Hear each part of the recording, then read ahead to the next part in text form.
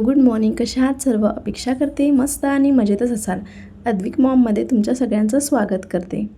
आज आपण एका प्रॅक्टिकल आणि अतिशय महत्त्वाच्या विषयावर बोलणार आहोत. ते म्हणजे पैसे आणि महिन्याचा खर्च. हा जो विषय आहे तो ऐकायला थोडा वेगळा वाटेल, पण खरं सांगायचं झालं तर रिस्पेक्टचाच विषय आहे. कारण जेव्हा तुमच्या हातात पैशावर थोडं जास्त नियंत्रण असतं तेव्हा मनावरचा एक मोठा ताण आपोआपच कमी होऊन जातो. महिन्याच्या शेवटी आपल्या मनामध्ये प्रश्न येतो, दूध, भाजी, फळे, सिलेंडर हे सगळं बाकी आहे आणि अजून महिना संपायला 5 दिवस बाकी आहे. या सगळ्या प्रश्नांनी आपल्या मनामध्ये एक गोंधळ निर्माण होतो आणि अकाउंटमध्ये जे पैसे आहेत ते बघून आपल्या मनात एक विचार येतो की या महिन्यात पण असंच झालं, शेवटी काहीच उरलेलं नाही. आपल्या प्रत्येक स्त्रीकडे एक स्किल असते आणि आपण कुठलाही कोर्स न करता ती स्किल आपल्यामध्ये इनबिल्ड होते आणि ती म्हणजे कमी पैशात जास्तीत जास्त आणि चांगल्या प्रकारे घर चालवणं. पण ही जी स्किल आहे ही आणखी सोपी करायची असेल, स्ट्रेस फ्री करायची असेल तर आपल्याला आपल्यामध्ये काहीतरी सवयी लावावं लागणार आणि त्या सवयी आपण 3 भागामध्ये डिवाईड करूया. ते म्हणजे आपल्या छोट्या सेविंग्स, आपली हॅबिट्स आणि आपले ऑनलाईनची शॉपिंग. या ज्या 3 गोष्टी आहेत तर या सगळ्यात इम्पॉर्टंट आहे आपल्या सेविंगसाठी.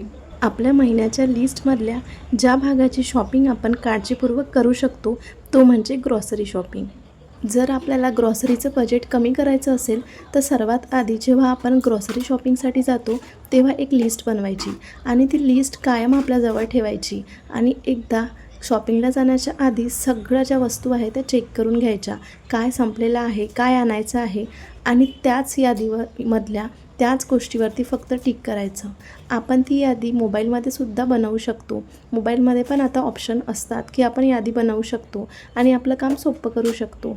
बट जेव्हा आपण शॉपिंग करतो तेव्हा मात्र नेहमी लक्षात ठेवायचं की ज्या गोष्टी आपण लिहिल्या आहे, ज्या गोष्टीची आपल्याला आवश्यकता आहे त्याच गोष्टी आपण खरेदी करायच्या. आता हे सांगणं माझं तुम्हाला एकदम सिंपल वाटेल, पण या लिस्टमुळे आपल्याला 2 फायदे होतात.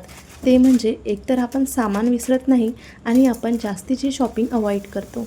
कारण बरेचदा असं होतं, डीमार्टमध्ये गेल्यानंतर बऱ्याच छान छान गोष्टी मनाला आकर्षित करणाऱ्या, डोळ्याला आकर्षित करणाऱ्या वस्तू आपल्याला दिसतात आणि गरज नसतानाही त्या वस्तू आपण खरेदी करतो आणि त्यामुळे काय होतं, आपल्या महिन्याचं जे बजेट आहे ते कमी होतं आणि पैसे सेविंग करण्यासाठी जे पैसे आपण बाजूला काढणार होतो ते पैसे जास्तीच्या शॉपिंगमध्ये निघून जातात.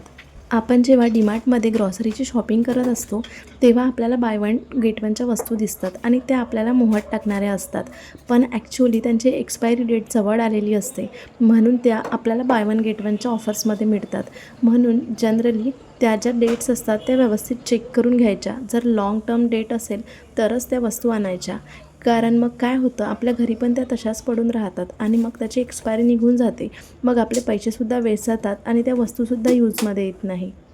आणि काही ज्या वस्तू असतात त्या बल्कमध्ये आणायच्या, जसं की कोलगेट, हँडवॉश, शॅम्पू, कारण यामुळे सुद्धा आपले बरेच पैसे सेव्ह होतात. या छोट्या छोट्या सवयी आपलं जे महिन्याचं बजेट आहे तर ते कमी करू शकतात. वीकमधून 1 ते 2दाच भाजीपाला आणायचा आणि तो व्यवस्थित छान निवडून फ्रीजमध्ये ठेवायचा, जो आपल्याला पूर्ण वीकभर पुरेल आणि त्यामुळे काय होतं की आपल्या घरी भाजीपालासुद्धा खराब होत नाही आणि आपले पैसेसुद्धा वेस्ट जात नाही. अशाच छोट्या छोट्या सवयी आपलं जे महिन्याचं बजेट आहे ते कमी करायला आपल्याला मदत करतात. आता तिसरा भाग म्हणजे ऑनलाईन शॉपिंग आणि तुम्हालासुद्धा माहिती आहे आणि मलासुद्धा माहिती आहे की ऑनलाईन शॉपिंगचं जे क्रेज आहे ते खूप जास्त वाढलेलं आहे. कारण ॲक्च्युअली होतं काय, आपली जी वाढलेली फॅशन आहे आणि फॅशन आपल्याला असं फील करवते की आपल्याला नेहमी नवे कपडे पाहिजे. आता तर ट्रेंड्स एवढ्या फास्ट बदलतात की जे कपडे आपण आज विकत घेतले थोड्या मंथनंतर पुन्हा त्याचा ट्रेंड्स जातो आणि ते आउटडेटेड होतात. आपले कपडे खराब होत नाही, फिटिंग पण चांगलीच असते, तरी पण आपण त्याला घालणं सोडून देतो आणि ते अनयूज जे कपडे असतात ते वर्षानुवर्ष कपाटात तसेच पडले राहतात आणि आपल्या कबर्डमधली जागा ते ऑक्युपाय करत असतात आणि त्यामुळे घरामध्ये क्लटर निर्माण होते आणि आपण अननेसेसरी खर्च करतो, अननेसेसरी कपड्यांची शॉपिंग करतो. आपल्या लक्षात पण येत नसेल एवढी कपड्यांची शॉपिंग आपण करतो आणि त्याच्यामध्ये आपले बरेच पैसे जातात. आपल्याजवळ ॲक्च्युअली असतं सर्वच, तरीसुद्धा आपण त्यामध्ये पैसे वेस्ट घालवतो आणि यामुळे सुद्धा आपलं महिन्याचं बजेट कमी होतं.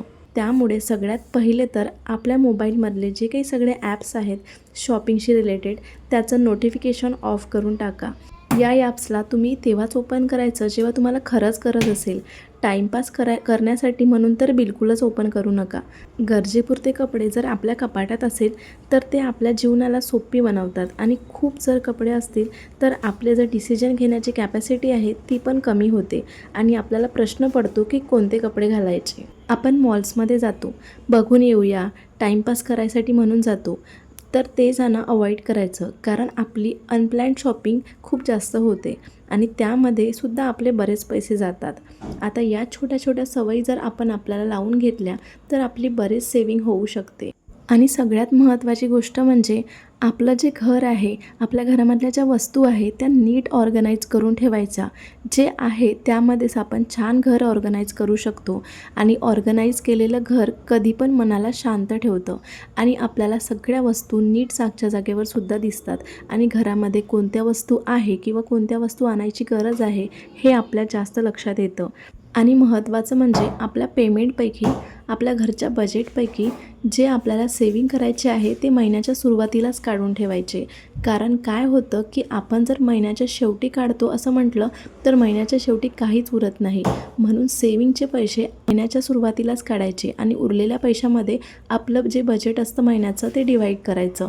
मी किचनमध्ये कुठे काय ठेवलं आहे हे जर तुम्हाला बघायला आवडत असेल तर मला कमेंट करा, मी नक्की व्हिडिओ बनवेल. अशा छान छान व्हिडिओसाठी चॅनलला सबस्क्राईब करा. सो टेक केअर फ्रेंड्स, भेटूया नेक्स्ट व्हिडिओमध्ये. बाय.